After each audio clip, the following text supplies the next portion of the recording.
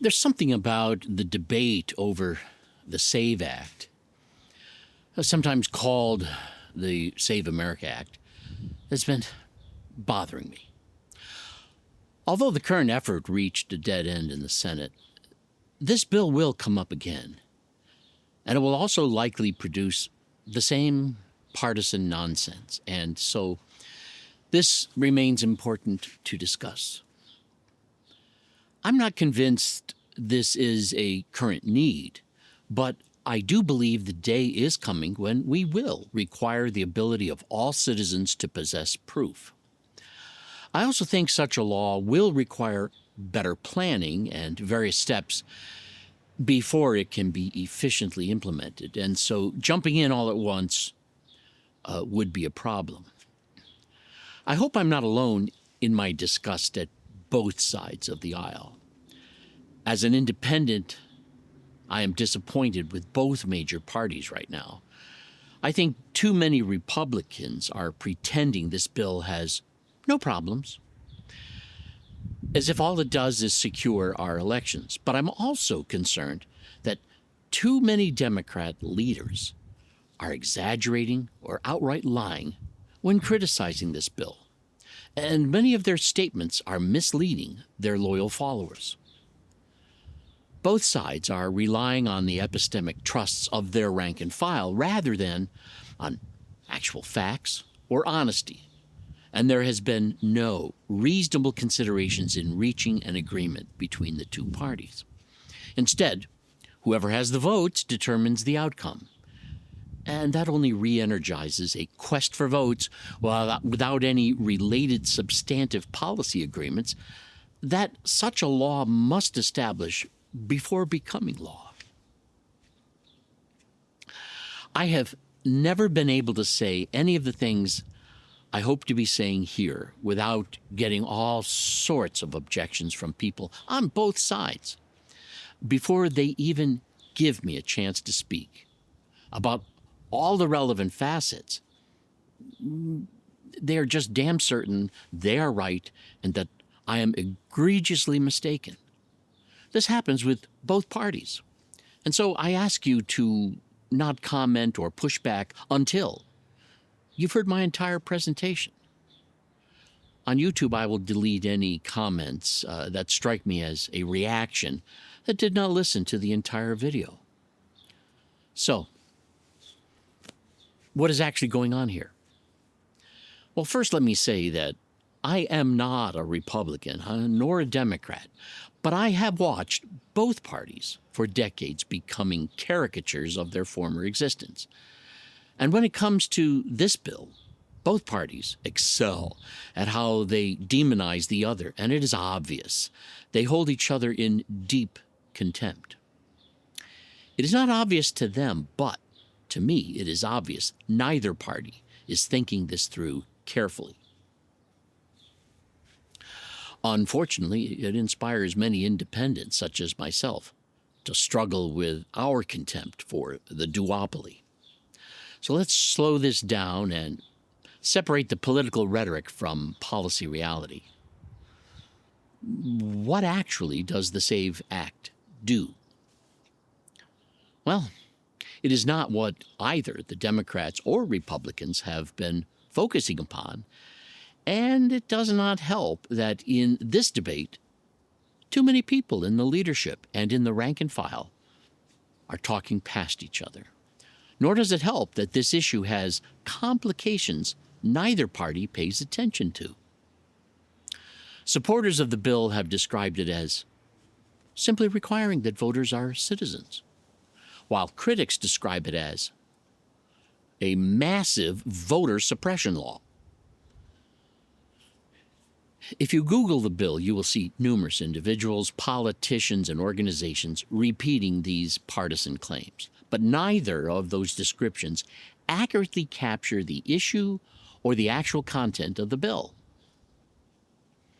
From reading the last version of the bill, and I have read it, unlike many people pushing back against me, it seems clear to me that the core of the SAVE Act, for good or bad, right or wrong, The core focuses primarily on requiring documentary proof of citizenship when registering to vote or when updating voter registration for federal elections.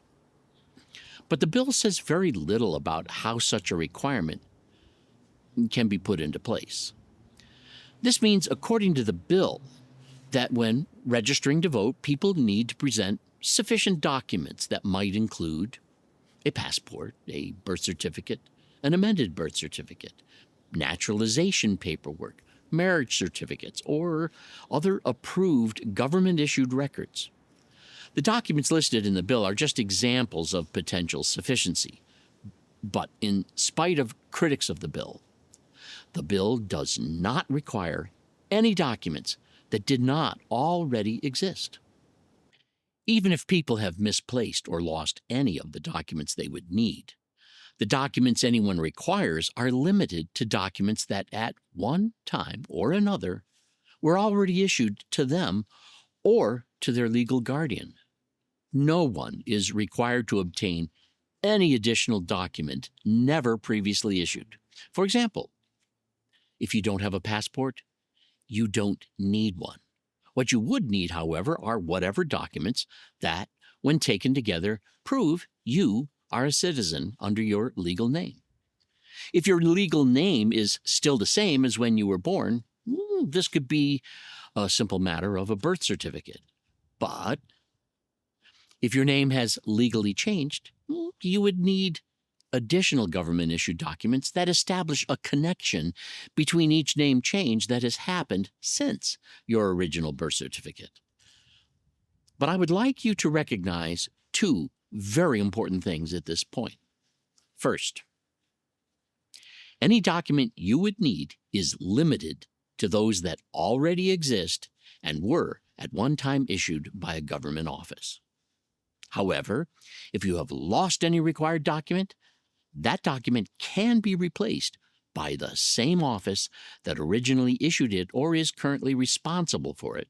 And so, although replacing missing documents could be a problem needing solving, there are no unsolvable problems.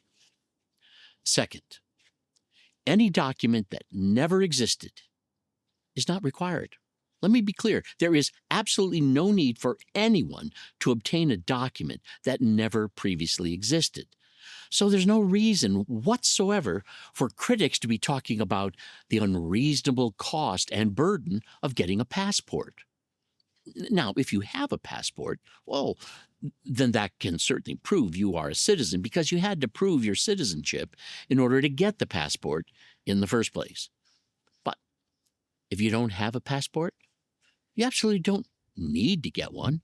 That is because the very same documents that would be required for you to get a passport are the exact same documents you could simply use to prove your citizenship without going through the additional cost or trouble of getting a passport. Let me scold some Republicans. The Republicans are dismissive of the potential burdens. Even though none of the burdens need be unreasonable, this bill, well, now dead, if it were ever to become law sometime in the future, is more demanding than Republicans are saying if all they wanted is an ID when voting. But the SAVE Act is nowhere near as demanding as too many Democrats have falsely claimed. The Democrats are exaggerating. Now, if you are a Democrat, please hear me out. I have been scolded by numerous Democrats already. They tell me I'm lying. They say I have not read the bill, even though most of them have not. They say I am listening to propaganda and biased news. Most of the Democrats I have talked to will not give me an inch. So I ask you to set aside your epistemic trusts for a while and hear me out. And please wait until the very end of my chat. I want to talk about where I think Democratic messaging has become, how do I say this delicately, inexcusably questionable. Now, you might not like what I have to say, but I respectfully ask you to hear me out again. You hear statements from some Democrats like, millions of Americans will lose the right to vote, or women who have changed their names won't be able to vote, or if you don't have a passport and can't afford one, you're out of luck, or everyone will be deregistered and forced to re-register. I've heard all of those claims. Those claims are false, misleading, or radically and irresponsibly exaggerated. A more precise statement would be millions of eligible voters could face additional administrative burdens, but only if at some time in the future they move, change party, or change their name. But the bill in its last configuration has no impact on people already registered to vote. The bill does not kick anyone off the voter rolls. Now, it is true that some people may struggle to obtain or access the required documents if someone no longer is in possession of the required documents due to fire, flood, or other loss. Then they would be tasked with reacquiring documents that at some previous time were in their possession or in the possession of their parent or guardian.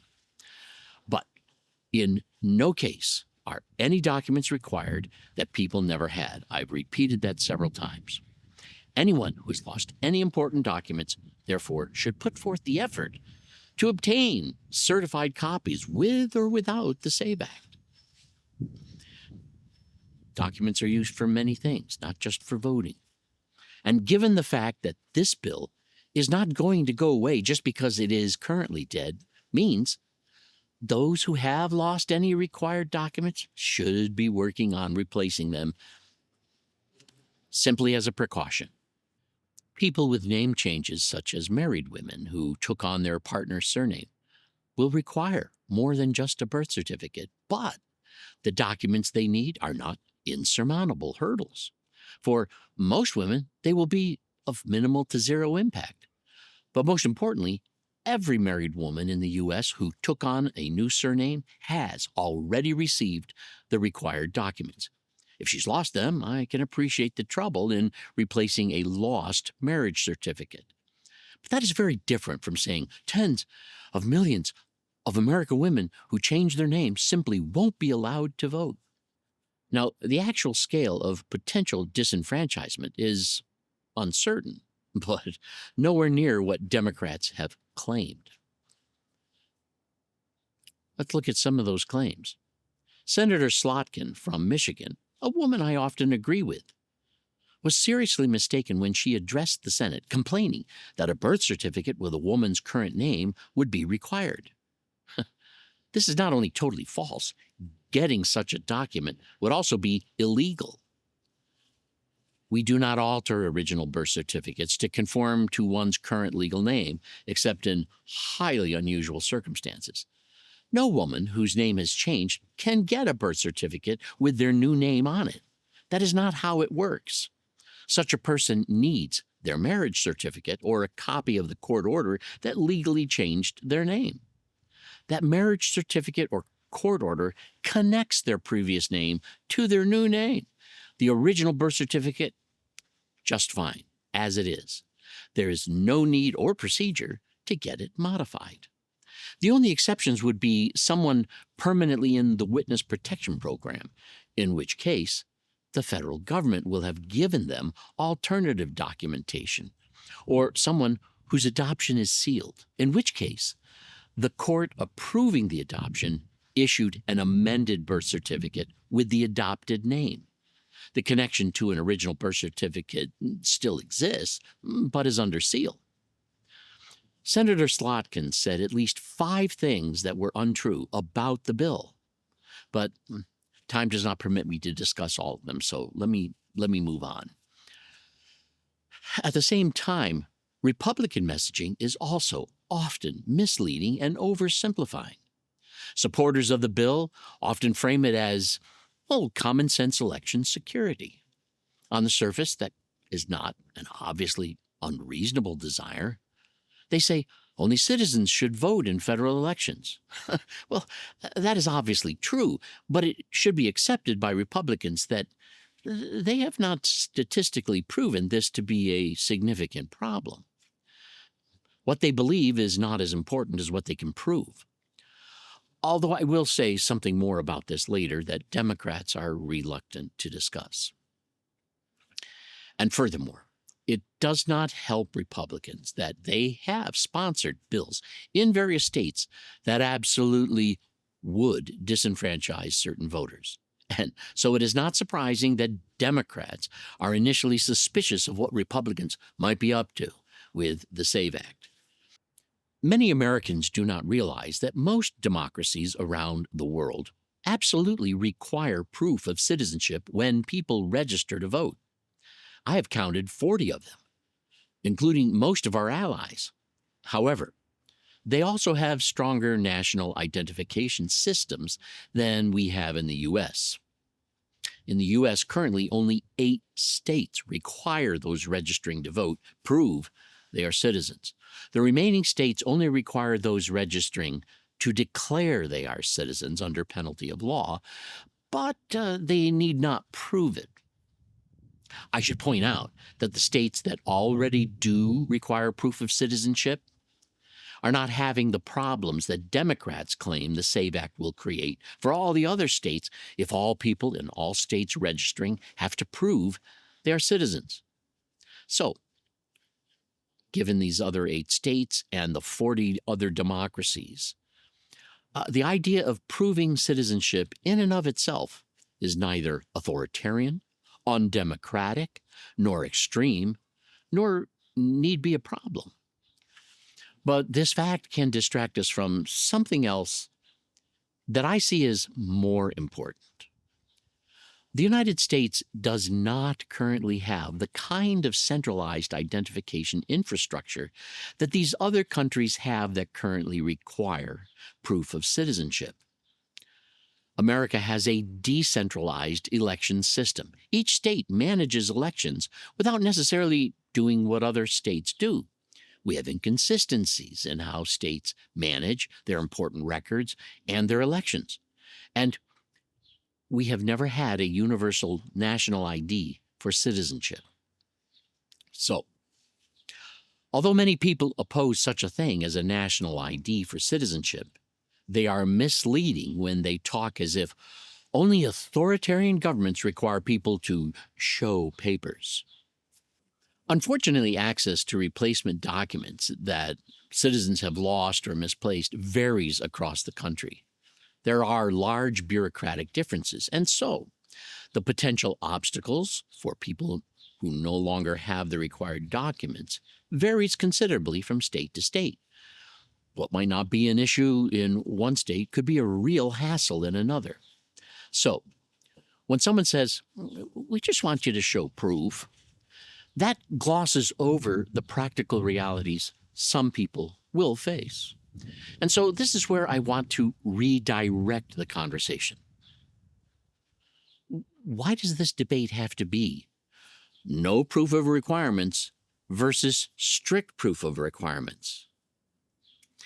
I think we need a different question, a more productive question. If we are going to require proof of U.S. citizenship, then we need to ask, what responsibility does the federal government have to make compliance both easy and universal? That seems to me to be the real federal policy issue. Sorry, Republicans, do not create a burden without a way to lift it. That makes it look like you are trying to restrict voting, even if you're not. Sorry, Democrats, do not simply get passive as if you could delight in the burden, because that's now an excuse to oppose a reasonable requirement to keep votes. I think it would be far easier for the federal government to develop a method for proving who is a citizen than for each individual to shoulder that burden all by themselves. Now, I haven't come up with what I think is the absolute answer, but I'm sure that if we think about it, we could come up with some better solutions, getting people to brainstorm together. But let me offer you some ideas. For example, a compromise approach could include free replacement birth certificates for those registering to vote if they lost their previously issued copy. We could create a system of automatic voter registration linked to known citizens in databases that record all births and naturalizations. We could create mobile document services in rural areas that do not require anyone to travel far. The government has just as much an interest in knowing who are its citizens as citizens have in being able to document their citizenship. And it would be far easier for the federal government to carry the bulk of this burden. The Board of Elections in any county could be empowered to communicate with other government offices that could then obtain replacement birth certificates, marriage certificates, or other court records for people who no longer live near where those records were originally created.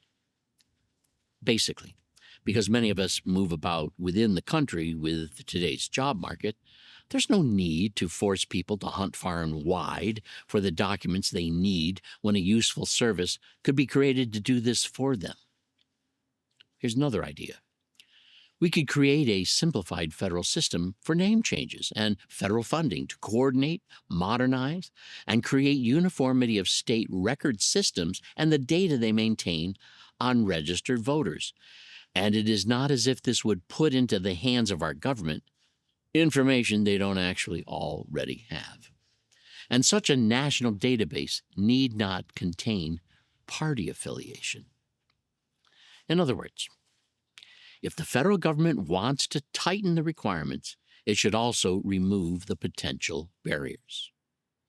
And furthermore, one change I would like to see in the current SAVE Act is that once someone has proven their citizenship status to any board of election, they should not have to repeat the proving process when re-registering elsewhere. Some sort of record should indicate they've already completed the process. Possibly, when people re-register, they should re-register in such a way as where they're re-registering should contact where they were registered so that they can now remove their old registration and confirm, yep, we've proven they're a citizen. There's ways of doing this. Part of the problem is that both sides assume and sustain bad faith. They do not trust each other, and they use their distrust to keep the problem alive to their imagined benefit for keeping voters. Now, critics of the bill have often suspected that some lawmakers are less interested in election integrity and really more interested in just reducing turnout among groups less likely to vote for them. Well, that concern is not without examples where laws changed in places and resulted in great difficulty for specific demographics. That has happened. But although this has been claimed about the SAVE Act, no one has produced an excerpt from this bill to prove that claim applies here. Supporters of the bill suspect that opponents resist tighter verification because, well, they benefit politically from, looser systems, administrative ambiguity, and as yet undiscovered illegal voters. Now, there's no evidence of this, but many Republican supporters give in to motivated reasoning to nurse that belief.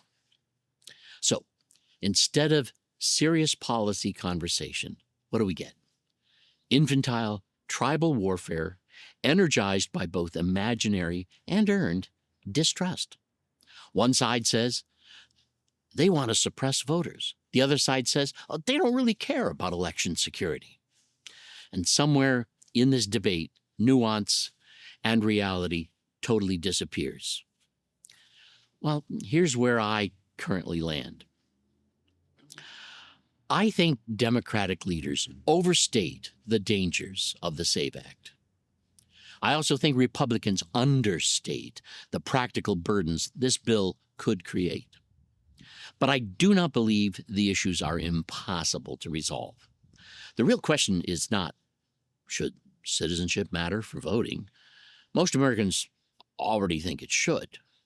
The deeper question, as I said earlier, is, if citizenship verification becomes stricter, what obligation does the federal government have to make proof accessible, accurate, affordable, and universal? That seems like the conversation we should be having. Not fear, not slogans, not partisan panic, not partisan accusations. We need actual functioning policy. Now, before I end this video, I want to address a closely related issue and then offer some suggestions. Democrats have argued that the number of persons caught voting illegally is very low, and they are correct. But they want to believe our voting system is therefore, sufficiently secure. But the thing about security that is not verified is that everything is secure until it isn't.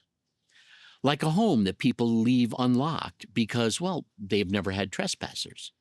Well, that home is secure until it is not. What might the future hold in terms of new trends now that we are more aware of potential security problems? Unfortunately, what Democrats are ignoring is that the number of people who have been prosecuted for voter fraud is not the same thing as the number of people who might be voting who either have not been caught because no one ever suspected them, or people who are voting who do not realize they are not U.S. citizens. Yes, that is a thing. There are people right now who have lived their entire lives believing they are American citizens, and they may never have had any reason to question it, nor did anyone else have any reason to doubt it. If they registered to vote and all they had to do was declare that they are a United States citizen without proving it, they were not lying. They were simply honestly mistaken. Such people might never be discovered, and we have no idea how small or large that number could be. Maybe it's a few, maybe it's hundreds, maybe thousands, maybe hundreds of thousands. I don't know. Some people were brought here when very young and do not remember living anywhere else but here. Maybe their parents, afraid of getting caught, and so never said anything to anyone, including their children. How many could that be? We don't know. Maybe very few. Maybe many. Maybe your parents became citizens and you or your parents incorrectly assumed that automatically made you a citizen too. Maybe your family never discussed with you their immigration status. They might have thought they were protecting you and themselves by not telling you that you were actually born elsewhere. Maybe you have had a driver's license, a social security number, jobs, tax records, and every outward sign of being fully an American citizen. And yet, what if you were born in a foreign country while your parents, who are American citizens, were visiting or temporarily working? Depending on the laws at that time, your parents were supposed to contact an American embassy to certify your birth as an American citizen. If your parents didn't do that or didn't realize they were supposed to do that, there could be a problem with your citizenship status. Even though you should be a citizen, you might not be. People born in U.S. territories might not be citizens. Some might only be nationalized. And a great number of government officials might not understand the difference between nationalized and citizenship. The point is, there are some problems where certain persons have fallen between the cracks, and those whose problem it is may not even know it. If there could be a question about anyone's citizenship status, if they do not have the documents that prove they are citizens, wouldn't it be important to make certain there is no question, even if they have no desire to vote? And for those who could be in such a category, I'm not wanting them to panic. I'm not saying I'm against them. I'm not saying anything like that. But I do not want anyone to assume either. For many reasons other than voting, every citizen should be in possession of documents that can prove it. Why? Well, what if someone who cannot prove they are a citizen and happens to not be a citizen but thinks they are gets picked up by ICE? What then? Citizenship law in the United States can be surprisingly complicated, and it has changed from time to time. Even currently, People born in the territory of American Samoa are not United States citizens. That was true also for the Philippines, which finally got its independence. Now, the good news is there are ways to verify your status. You can check what documents you have. If you do not have certain documents, you should find out where to get them. If you were not born here in the U.S., you should review your documents and make sure everything is in order. And if you discover there is a problem, many people do have legal pathways available to them to resolve it depending on their circumstances. The important thing is to resolve any potential issue before a crisis happens. Excuse me. This bill will come up again and could pass next time. It would be wise for you to fix things before it becomes your problem. This is not about shame, and it is not even about voter fraud. Sometimes families misunderstood the law. Sometimes paperwork was never completed.